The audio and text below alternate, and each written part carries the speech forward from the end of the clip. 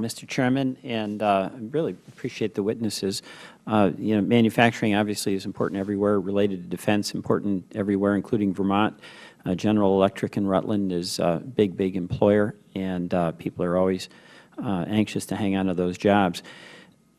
They do a great job in green aviation. But, the thing that's troubling me is this. We've got a Republican leader here, ranking member, and our chairman, Mr. Tierney, and I think they both share the objective that we have more manufacturing in this country. And there's probably across the aisle, both aisles, a lot of support for that in theory, but it doesn't happen. And the question I have is, what are the dynamics that are the impediment to this Congress being able to do something that, whether you're in a red state or a blue state, would be good for the folks who are struggling to have jobs? And I don't think, Mr. Foe, as much as, or Dr. Foe, as much as it would be beneficial to have that kind of sight to concentrate attention that's necessary. I would agree with that. But my question is, what are the dynamics that are making it, from the perspective of those opposing real action, that makes it rational for them to oppose something that I think all of us at this table, Republicans and Democrats, think would be long-run beneficial for this country? If I can answer that. Yeah, go ahead. Go down the line. I think one part of it is the way economic policy is nested in a view of economics that doesn't consider what it is that we make. And there's a long history of this. I think, started after World War II, when we didn't have to worry about what we were making. But today, at the highest levels of policymaking, whether it's under a Republican or a Democratic administration, raising this question in a small room without the press gets snickers and ridicule. Well, you're talking about the government intervening or in some way. And this is an ahistorical look at our country. From the very beginnings, as I said before, we had governments that were concerned about what we made in this country. And it started with Alexander Hamilton's famous report on manufacturers. There's a wonderful story about Franklin Roosevelt at the end of World War I, when he was Secretary of the Navy. What he found out was that the British were buying up patents for long-distance radio communication. The Marconi, they had invented it, and they were buying up from the Italians and everyone else. Many of those patents were here in the United States, in companies like Westinghouse, GE, and others. Franklin Roosevelt called them in. This was at the end of the Woodrow Wilson administration, and said, we're not going to give this technology away. And so he got them to organize a corporation. The individual patent holders donated their patents and got equity from the corporation. And that corporation was charged with developing long-distance radio communication. It was called the Radio Corporation of America, RCA. And I am not a military historian, but people I talk to tell me that the war in the Pacific in World War II would not have gone the way it was so easily had we not had the advantage of long-distance radio communication over the Japanese. So this is embedded in our history. But for reasons that would take me a 2-hour speech about the sociology of economics and the influencing of the finance industry, which I think is part of this, this is seen as something that's obsolete. Manufacturing is gone. We have to have a new kind of economy. I think we see where that's gotten us, and it's time to go back to our roots on this issue. Briefly, I think there's a couple things that are very apparent here about the conflictual interest. One is the multinational corporations and the financial interests, which say go to the low-cost producer overseas and do that, and take advantage of all those things, the seduction of the low wages and the lack of standards and the currency manipulation of China, et cetera, et cetera. And other governments understand this. China has a strategy. They're not the only one. So does Germany. So does France. I mean, all our other competitors actually have a strategy to put policies in place to encourage manufacturing and employment and income in their economy. We have done the opposite. All the encouragement has been through our tax policy to do this. So here in Congress, I sit as a partisan working from the labor side saying we need to do these things, but here in Congress we end up having this conflict where you find the transnational corporations opposing action on these things. You find the retail, the large jumbo retail, the Walmarts of the world opposing doing things around currency manipulation. And you find the financial community saying no. And all this is directed towards short-term, fast return as opposed to long-term investment dollars, which is one of manufacturing's problems. And I mean, I think it's part of the source of the conflict. It's some of the things we've got to come to grips with and address, and then change the incentive and investment patterns back to something that says we are investing in this country for the right reasons. We can be competitive. We are competitive. But we actually want to create jobs, income, and employment in this economy and be the technological leader. Thank you, Mr. Welch. Mr. Foster. Thank you, Mr. Chairman.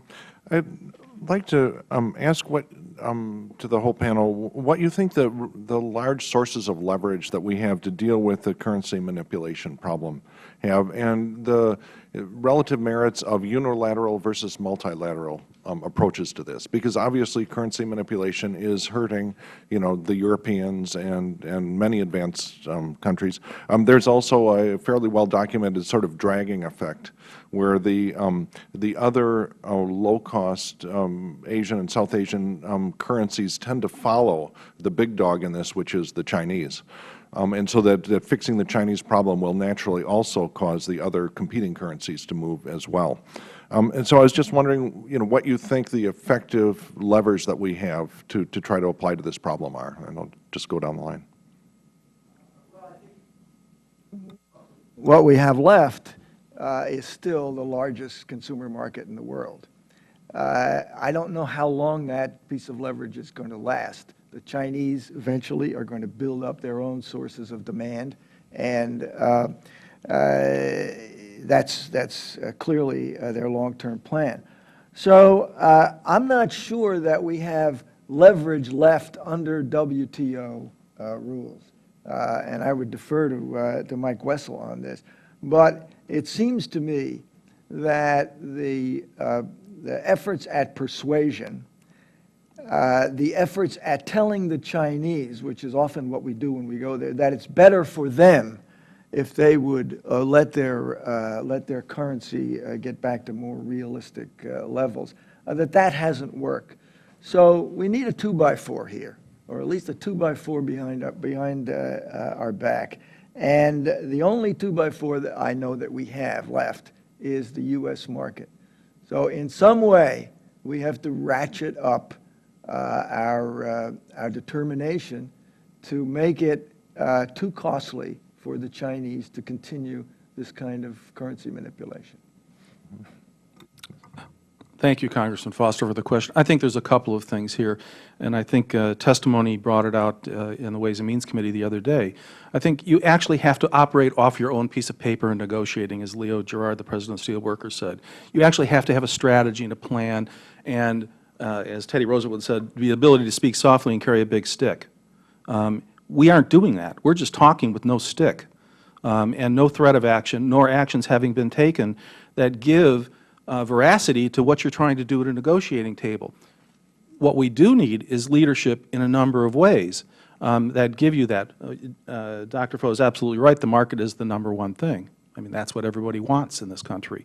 That's why other people want to come and do business here. That's why they want to import stuff in the United States. So that's the one thing that we do have. But what do we do about in defending it and carrying our case forward?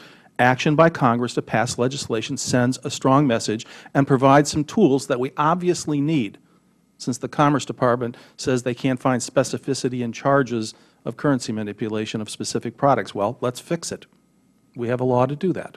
Congressional action sends a message to the people who are violating, and it is other countries. It's not just China. They're the poster child, but there's a whole series of countries, as I noted in my testimony, that are doing this. The second thing is take multilateral action. Absolutely. Engage with our partners and trading partners out there that are just as troubled. The intervention by the Japanese last week was a very, very serious move. They're troubled. So we should take multilateral action. We should take the unilateral action of passing legislation. We should engage in trade cases. We should consider the 301 case. It's not one tool or the other. It's all of the above that sets you straight on a path of negotiation so that when you sit down and talk to the other side, they're going to take you seriously. We've learned the Chinese will talk us to death. That's the role their government plays in this. And until they take us seriously, they will keep talking to us till the sun sets. I agree, especially with the multilateral. When you have that type of coordination and a coordinated response, it's much more powerful. I'd also say that the Congress has a platform, and one of the ways of using that platform in order to deny or change the access to a very, very large market is to really make the case to American citizens that when you buy from China with the currency manipulation, what is the harm that you are doing to this country? And that perception is a very strong perception, and it can probably sway markets more than a unilateral action or a trade agreement. Quickly, and there is staff here from the China Commission, so I'll ask them to validate my figures afterwards. We have leverage, as Jeff and others have pointed out. If I remember correctly, 22% of China's exports come to the U.S., 4% of our exports go there. We have leverage. The Chinese leadership cannot afford what might come from conflict, trade conflict. There were 80,000 incidents of public unrest in China the year before last time it was publicly noticed. That's incidents where there are 10 or more people who are coming together to raise concerns. The Chinese leadership needs this market. And the answer is, while they will huff and puff and do everything else, if we are serious, we can put them on a path to eventual market-based currency. It's not going to happen overnight. I don't think anyone's asking for that. The question is, how do we put them on a sustained course towards a market-based currency with confidence that it's going to change quickly enough? I'm all for doing it multilaterally, but I'm not sure we have a lot of time left. When we talk about what's happened to our manufacturing base, the confidence of our business people in terms of investments, if we take the full 3 years that it could take to go through a WTO action, I don't know what's going to be left at that point. Thank you. Yield back. Thank you.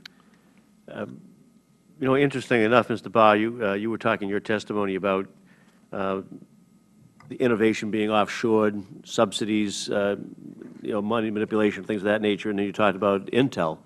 And I think you said that Intel had gotten some R&D investment or whatever and had actually taken it offshore. Is that accurate? So it reminded me that just not too many weeks ago, Andy Grove, who was one of the co-founders of Intel, wrote an article in the New Yorker or New York Magazine or something on that basis where he basically called for a tariff. He basically said that we should take any product that is the result of cheap labor overseas and gets dumped onto our market at a disadvantage to our companies, assess a fee or a levy on it, take the money that's accumulated from that levy and deposit it in banks, but only those banks that agree to lend to only those businesses that agree to scale up in this country, their research, development, and manufacturing. So I'd be curious to know what the reaction of each of the panelists is to that, starting with Mr. Foe. I think that, as Mike said, we are running out of time. If this was 10, 15 years ago, we might have answered that question with in a more deliberate way. But I think when Grove and Warren Buffett and other people have come to the point, and these are, nobody can doubt their free market capitalist credentials, when it's come to the point where they think that in order for this country to save its economic future, we have got to raise barriers if other countries don't play on an equal playing field. I think that's a signal that the members of Congress and this government need to pay attention to. The interesting thing is that someone like Buffett, who is a financier and, of course, is made a lot of money on the current condition, understands what this is doing to our basic economic future. And the movement away from this country is going on daily. A few years ago, the president of Cisco Systems, CEO of Cisco Systems, said that what we are trying to do is outline an entire strategy of becoming a Chinese company. Now, that was several years ago. I don't know how far along he is on that plan, but I'm sure he's more far along than he was then. So time, as Mike said, is not our friend.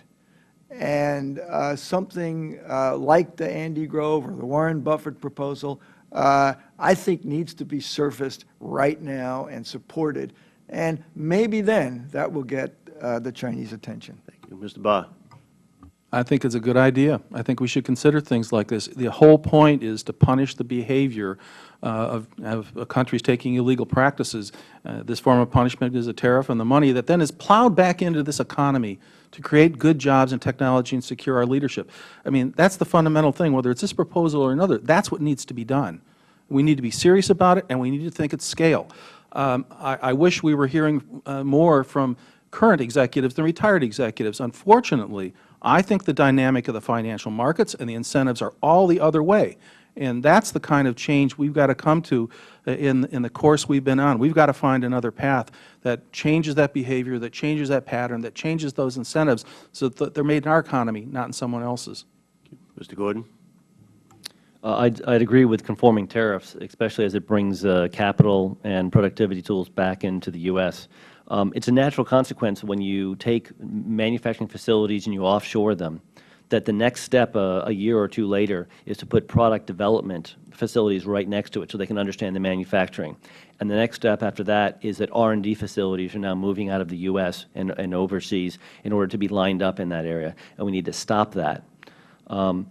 The chart that Representative Foster put in earlier showed a huge turn right around the 2000 timeframe, and there's no secret that that is the time period where one sector in manufactured products, which is advanced technology products, all of a sudden started to look at a deficit in our trade balance. So before that, advanced technology was not a trade deficit, and since then it has gone down. And so what we see is all of our seed corn in terms of R&D going offshore. So if that tariff was to bring that back and put capital and productivity enhancements into manufacturing in the U.S., that would be successful. Thank you. If my colleagues will indulge me, I'll ask Mr. Wessel for his opinion as well. I think it's a great idea. I think that as the House earlier this year looked at having border adjustment mechanisms regarding climate change, that the right or the privilege of selling into the U.S. market and accessing our consumer bears with it certain responsibilities, whether it's to address the questions of labor issues, labor rights, labor arbitrage, whether it's a question of bespoiling the environment, et cetera. Our public wants to be able to maintain their standard of living and the quality of life, and they don't want it denigrated by a race to the bottom. So any mechanisms that can be put in place, serious mechanisms that will have a real impact, I think they're worth pursuing. Thank you very much, and thank you for your indulgence. Mr. Luetkemeyer. Absolutely, Mr. Chairman. Good questions.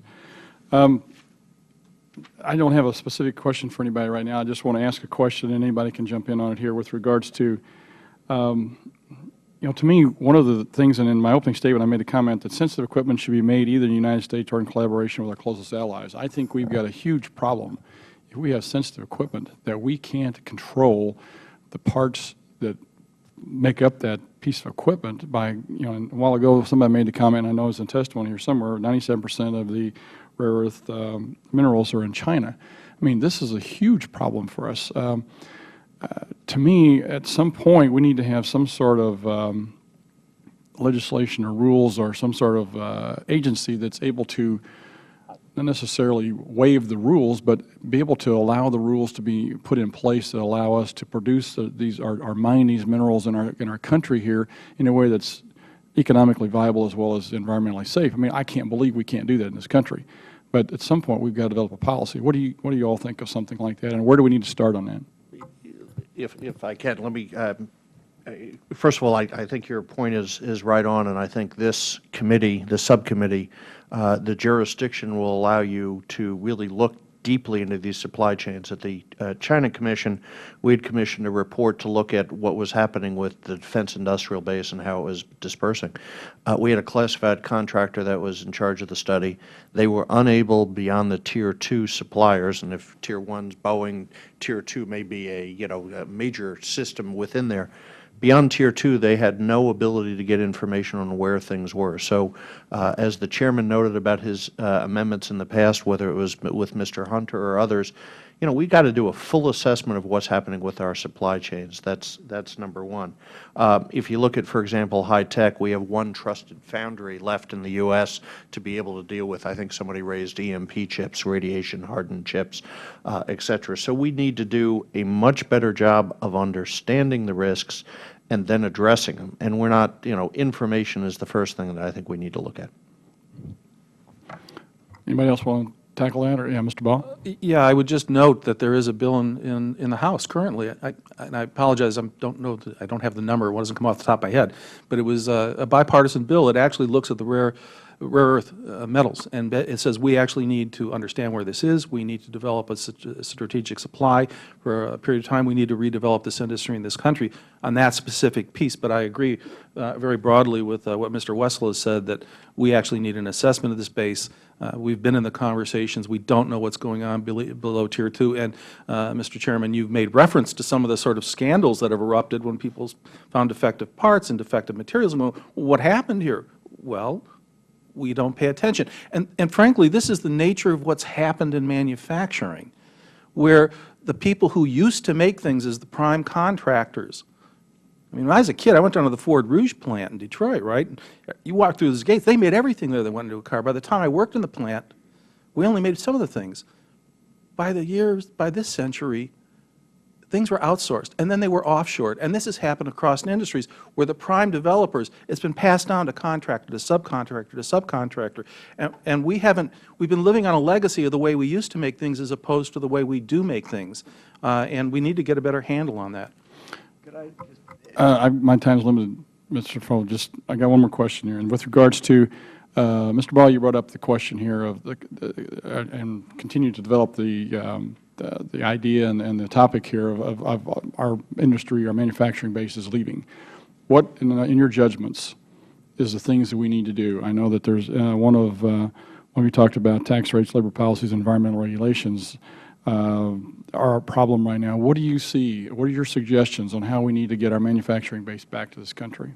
I think you need to do things on the trade front immediately to change that pattern of behavior and understand that we're going to enforce those laws and that, again, secure sort of the investments of the businesses into this country by having some surety of how we're going to do that. The second thing is to change the tax policies to direct investment into domestic manufacturing in a way that we are not doing. I mean, we have tax deferrals that allow corporations to hold these profits offshore. They are not invested in the U.S. economy. The last time people were allowed to bring them back and not pay much tax on it, they didn't invest in here to create jobs. So we need to change that behavior. We need to do what Secretary LaHood did. I commend him. Him and Ron Bloom, our manufacturing person in this administration, they pulled together the high-speed rail industry, or the rail industry, and they said to them, we are going to build high-speed rail in this country. We want to make sure we make it here. We're not going to grant waivers. We've got to bring the industry together to think about industry development and the ways we move forward with things like that. So that's a form of leadership within government that we have suggested that fits with what Dr. Fo's talked about, what everybody's talked about, of a way of bringing focus towards the incentives and investment policies and bringing industry together to say, this is the way we're going to start doing business here and thinking and acting in a way like a business as a government.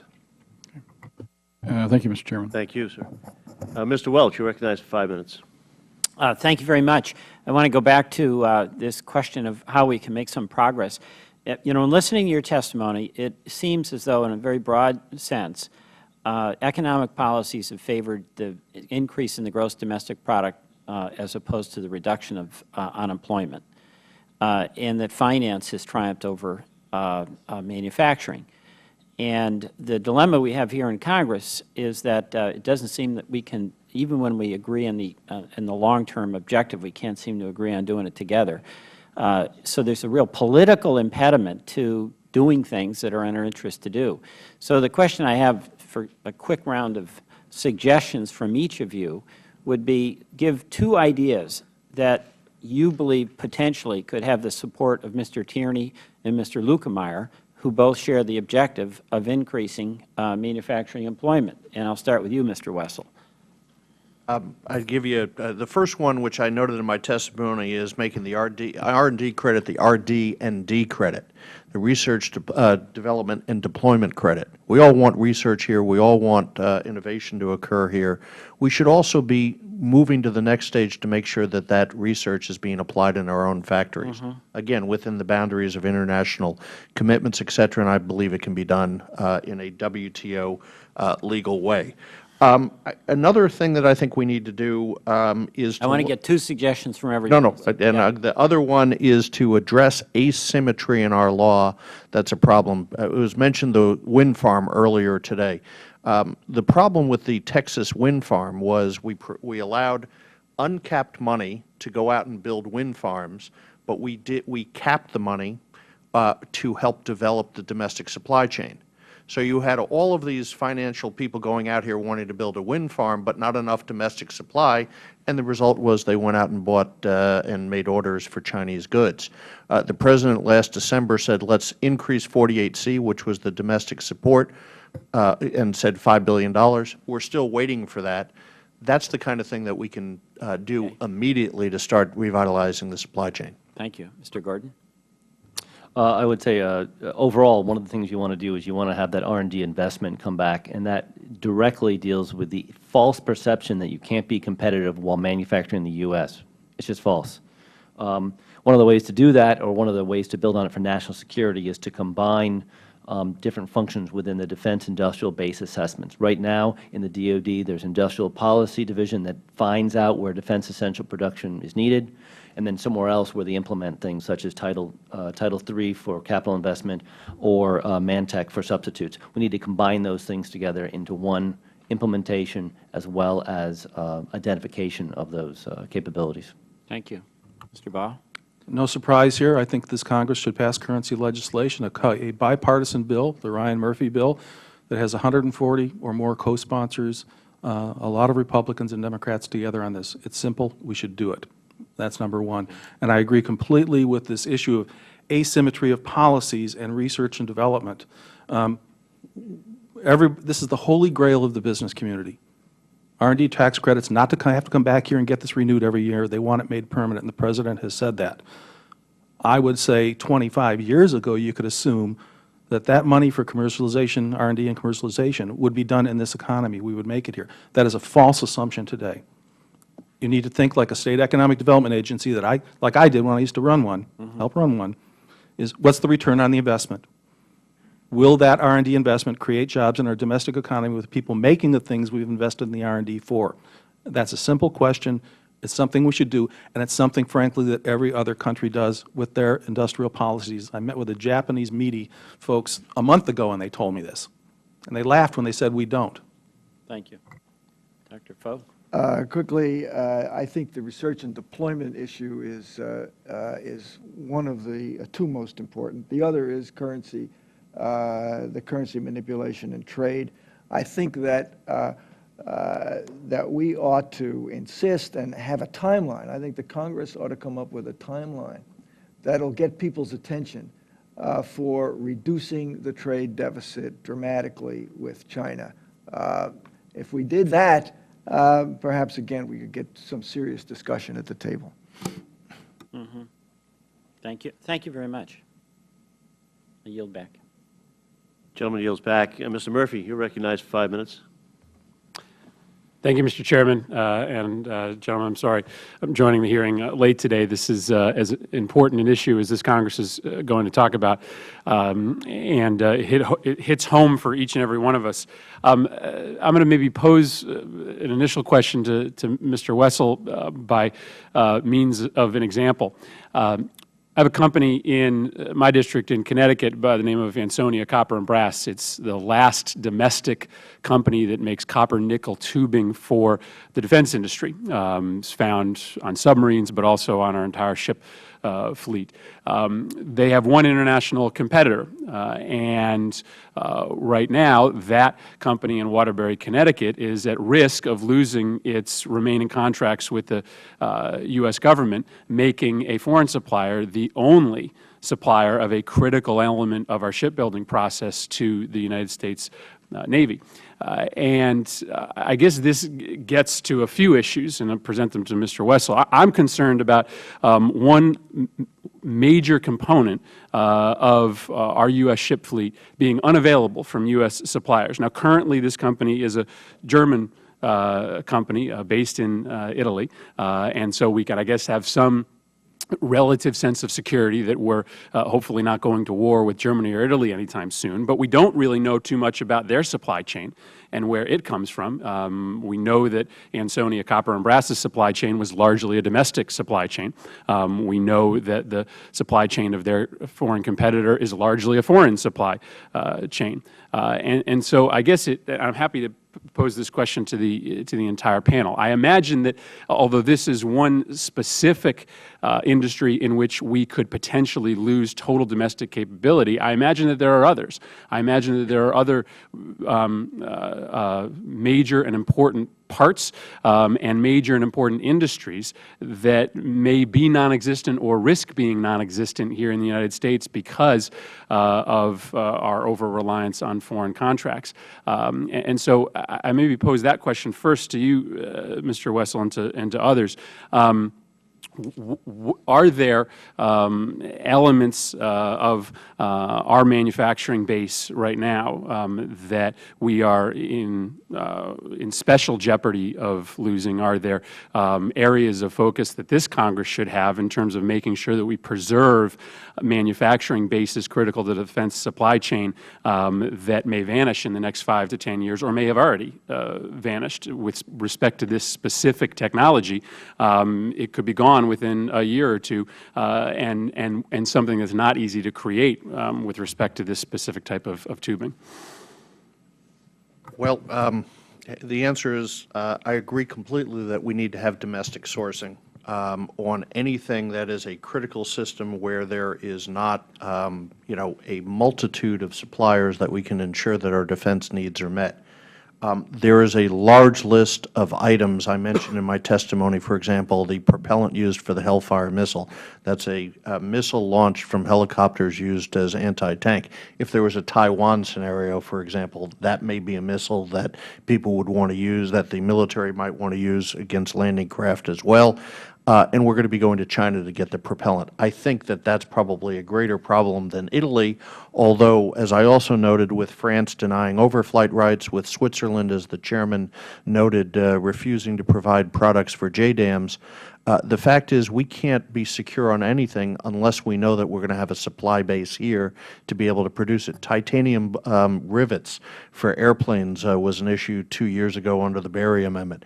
So, you know, my view is that your manufacturing company should be getting the support of our own military and our own government to make sure that we have a secure, quality supplier that's going to have the ability to produce those goods for the future. It's vital to our national security. And then let me ask a follow-up, and again, happy to take comments from the rest of the panel. What about that supply chain? I mean, what I worry about is that given the, I think, rapid escalation of parts and contracts being outsourced, we saw just from 2007 to 2008 in this country a 450% increase in the number of waivers that were granted to the Buy American clause. So, I mean, that is an almost unexplainable increase in the number of waivers to our existing law. How do we better track the supply chain when it starts maybe in a country that we're not as worried about like Germany, but can then go into countries that we are much less confident about a long-term alliance with? How do we address that supply chain issue? I think it has to be addressed, quite frankly, by this committee and this Congress, that you have to make a question of supply chain integrity, globalization of supply chains, a priority. Right after the Cold War, the military moved off of mil-spec procurement to what was called COTS, commercial off-the-shelf. And so they're just looking to find the cheapest way, cheapest price they can do to obtain any good. we have to look at our supply chains and understand what's critical. We have what's called the MTCL, the Military Critical Technology List, MCTL. It doesn't go deep enough. It's not being enforced aggressively enough. To Mr. Lukemeier's question regarding, for example, rare earth mineral, CFIUS approved in 1996 the sale of the last rare earths company here that was making the rare earth magnets, et cetera. They made a promise that they wouldn't, that they'd continue to produce here. 3 or 4 years later, they moved all the production equipment to China. There was no after-action review. So this is a holistic issue, and we have to take national security a lot more seriously than we have been. Thank you. Thank you, Mr. Chairman. Thank you. Would one of you volunteer to explain the concept of offsets in the context of manufacturing and trade?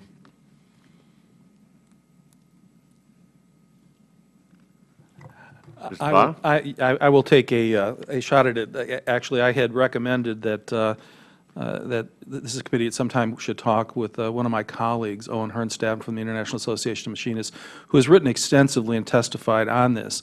He testified years ago in front of a subcommittee hearing as well. And he's testified in other committees too. And he's written again on it recently. And he's who I look to for advice and guidance on this. Very simply, and I may not get this completely correct, but the idea of offsets is when we do defense contracting and sales to other countries, one of the questions is about where are parts going to be secured, where are these things going to be maintained, how much money is in that contract. And in fact, we're ending up spending more money, or getting more money is being spent in the people that are buying it in terms of the offsets than we are in our own country in producing these things. What this does is two things.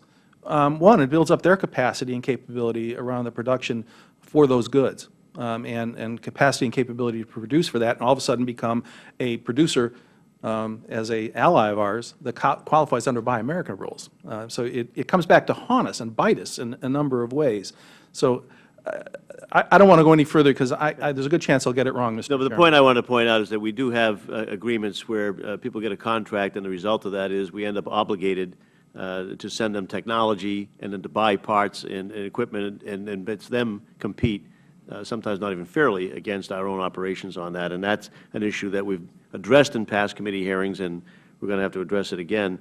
One of the things we haven't talked much about is the manufacturing workforce and the fact that we don't seem to have enough college graduates and others pursuing science, technology, engineering, and math. And that's going to take a while to get that turned around. So I guess my question is, what do we do in the short term about the shortage of skilled personnel in the advanced manufacturing field, and what kinds of incentives can we give to manufacturers to manufacture here in the face of that apparent shortage? Well, Mr. Chairman, I believe that there's a number of things we can do. We actually have to put more funding into training and education, and both for the employed and unemployed. And I think in your opening statement, you noticed something, a phenomenon that is going on here that is also coming up very, very quickly. It is what we call the silver tsunami, and that's the fact that I'm a boomer, like many people around here, and we're out of the workforce very, very soon. So that's a real challenge. At the same time, we have denigrated manufacturing in such a way that it's not attractive for young people to go in, and frankly, there haven't been jobs here, and we've lost millions in the last number of months in manufacturing. So that we've got to get around those impediments. And investments in that and our training and our technical education system are part of that puzzle. There's another part, too, that really has to make sure that we've got employers adequately investing in the training and the education of their workforce, too. It's not an either-or, that they're just doing it or that the educational system is just responsible for it, but it's what both of them are doing together at the same time. Thank you. Yeah, we're in the process of reauthorizing the Workforce Investment Act, and this is a major part of just how do we get that cooperative effort between labor, industry, academia, technical schools, and things of that nature to get this turned around. Who's one of the issues that we have, not just here, but also in energy technology and other areas, is getting the industries to spend the time and the effort and delegate the personnel to identify the standard of quality they need out of workers. You know, what are the standards? What do they need to know to come in as a base level into your corporation that you can then take from there and apply that to whatever it is you do, and then determining who's going to write the curriculum and where. Is it going to be a technical school? Is it going to be at a community college? Is it going to be at a four-year college? Is it going to be some private vendor on that, and get that working on that gear? So if any of you have any comments or improvements you think we can have as we reflect on that. I'd like to hear it. If not now, I'm certainly accept it in writing later. And Mr. Gordon, I know you want to say something. Yeah, I did want to bring up one thing, just in terms of the first question and how we're going to get in there and whether people are interested in it. Well, there was a PricewaterhouseCoopers survey on manufacturing about 6 months ago, and while in the high 70s and 80s, everybody agreed that manufacturing was important, it had good jobs, and it was great for national security, only 30% of those same people said that they would recommend that somebody in their family went into manufacturing. That's the problem. They believe that there's no future in it, or that it's one of the 3 Ds. It's dull, it's dirty, or it's dangerous. If people understood in this country that it's a very, very clean, safe, and enjoyable and creative career, I think you would have more people going into it and more families pushing them into it. And I think that an advertising campaign, much like U.S. Army or the Navy, where, soldier of one, high tech, that's the kind of thing that will get people involved in it and say, I'm going to be part of building this nation. Thank you. Mr. Lukemeyer, you have any further questions? Mr. Murphy, recognized. Mr. Chairman. Sure. Mr. Chairman, on the workforce issue, I would just note I was visiting another company in my district, a district that has 9–10% unemployment, an advanced manufacturing aerospace company who has had a help wanted sign out for months now because they can't find the type of tooling expertise that they need, even though we have an enormous amount of our manufacturing workforce base out of work. We don't have the high-skilled type of workers that they need. Mike, just one remaining question, and I'll maybe pose it to you, Mr. Foe, but also to Mr. Baugh as well, is this: how do we assess the true price of a particular contract when we are looking at a domestic supplier and a foreign supplier? Right now, the price is simply the contract price, that we will buy it overseas if it is a certain percentage cheaper than the contract that is offered to us by a domestic supplier. And though that certainly is an accurate assessment for a private company who's only responsible for paying the bill that they get sent, the U.S. government, I think, has a different calculation because that contract being awarded overseas and, by extrapolation, a job being lost in a U.S. manufacturing plant and then gained in a foreign manufacturing plant has other costs to the U.S. government. At the top of the list, obviously, the lost payroll taxes, the lost income taxes, and then the increased social safety net costs of unemployment compensation and the like. And so I guess it's a loaded question to an extent, but the question is, right now, we seem to simply award based on contract cost with no holistic understanding of the full cost of moving that contract overseas. How do we get, if we should make a change, and maybe I'm prejudging your response, but should we make a change, and if we should, how do you make that change, given the fact that we have the Department of Defense making those decisions? Well, clearly we need to make that change because that's basically at the heart of what we've been talking about all morning. The social costs, not simply the employment costs and the costs of government programs, but the long-term costs to the economic health of the United States are not included in that contract, even though the United States is the contractor. And the problem is no one is responsible for that. And for those in the government who care, and there are people who care, they have no access to the levers of power that would change that calculation. So the short answer is we don't have the calculation. We know that there are huge costs out there and huge benefits, and historically, as I said before you came, there's plenty of history here. But we need to elevate that question to the highest levels of this government and public discussion, because we have found that leaving it to the Department of Defense, leaving it to the Treasury Department, leaving it to the GAO, who are not mandated to make that calculation, simply puts us back into this simple, narrow, and destructive, obsessed with price issue. So, and historically, we've done that by some fairly inartful requirements, 50% content from the United States with certain percentages of waivers, a percentage above cost that allows you above the contract offered in the United States that gets you out of that Buy American clause. Is there a different way to force a calculation of the true cost to the U.S. economy? Is there a way to, for instance, add on a percentage increase to a foreign contract that accounts for all of those lost taxes and increased government costs to that job moving overseas? Is there just a different way of calculating the costs that we're not looking at today? Yes, there's a different way, and the history of the literature on tariff economics is full of formula and theoretical discussions on that. But I think our history shows that the most important thing was a change in the consciousness of the people writing those contracts and an understanding that there is this larger national interest floating on top of that contract. And historically, we have been successful when, from at the very top of Congress and the executive branch, that message has gotten to the civil service and the people making those contracts. So it's not just, how do I figure this out? It's my job is to figure this out. And if that's their job, the formula will come. Thank you very much. I have one last question. We talked about the rare earth minerals and metals on that, and China having 97% of that market. Is there a possibility or a likelihood that the United States could get some of that market back, and do we have the wherewithal to do it, and what time frame are we talking about getting to that if we were to start today? Mr. Wessel. Well, first of all, as you may know, about 2 weeks ago, the steelworkers filed a trade case regarding the alternative and renewable energy sector. One of the 5 areas of action within that is to address China's actions and policies in the rare earth minerals area, which are clearly a WTO violation. So number one is to open up the market so we'll be able to get it. Number two, there are efforts to reopen mines here in the U.S.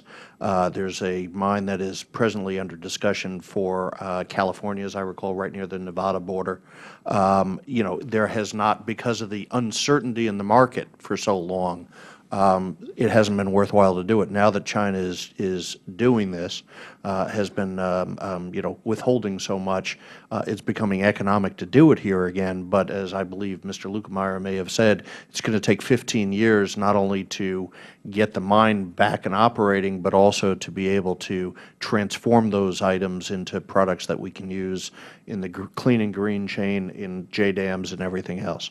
So we can take action, but the first thing is we have to get China to change its policies. Great, thank you.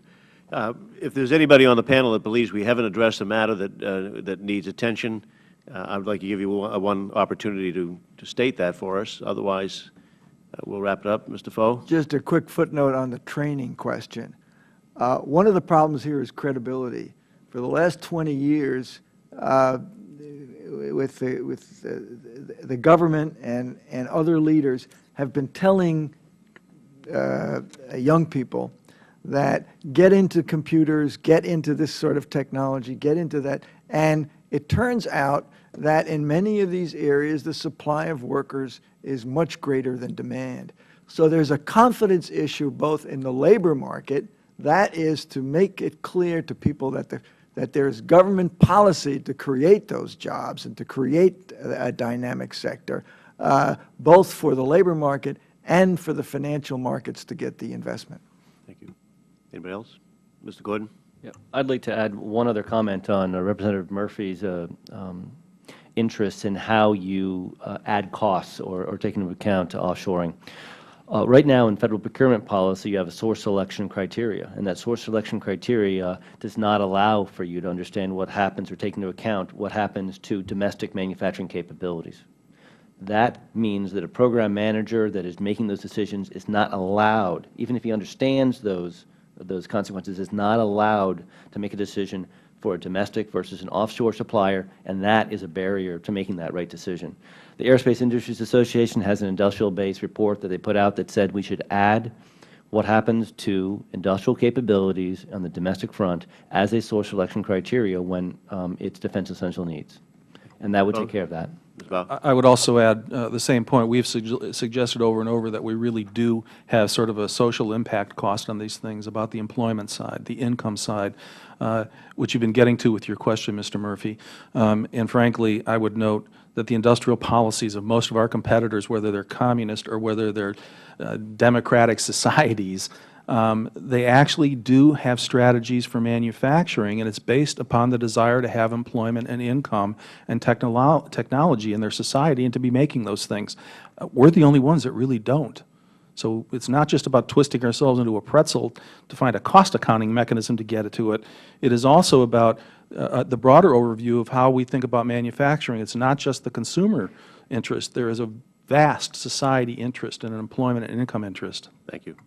Mr. Wessel? Just quickly, many years ago, there was a bill called the Save American Jobs Act, which looked at the offshoring or outsourcing of production and basically said, we are going to look at the cost that you were leaving behind. So if a company is going to look at moving its operations or sourcing offshore, the public has a right to know what costs are being left behind, whether it's diminution of the tax base, whether it's unemployment benefits, welfare, or anything else.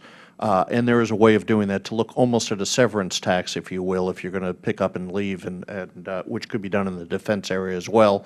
And so when the internal rate of return is looked at by a company as to what their return is when they move operations, they're going to have to factor in the cost of those people that they leave behind. And that's something I would suggest be looked at.